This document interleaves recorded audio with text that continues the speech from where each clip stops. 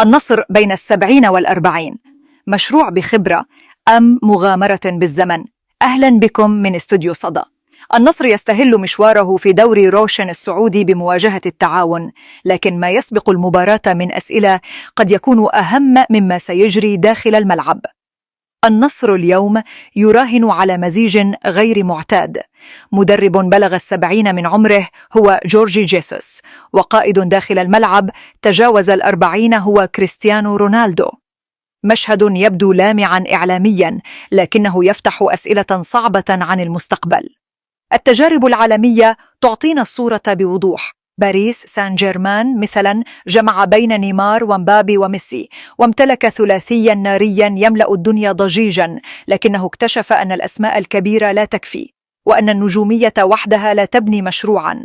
وبعد أن غير فلسفته واتجه لبناء فريق أصغر سنا وأكثر توازنا، كانت النتيجة نجاحا كاسحا في دوري أبطال أوروبا. النصر على النقيض يتمسك اليوم بهيبة 70 و40، وكأنه يراهن على الزمن بدلا من أن يستثمر في المستقبل.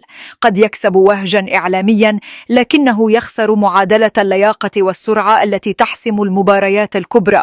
وبينما يسير العالم نحو التجديد والتطوير، الهلال يكتب المستقبل، بينما النصر يكتب مذكرات الماضي. او فوتورو اسكرافيسينو أزول، او باسادو اسكرافيسينو أماريلو. المستقبل يكتب بالأزرق، والماضي يكتب بالأصفر.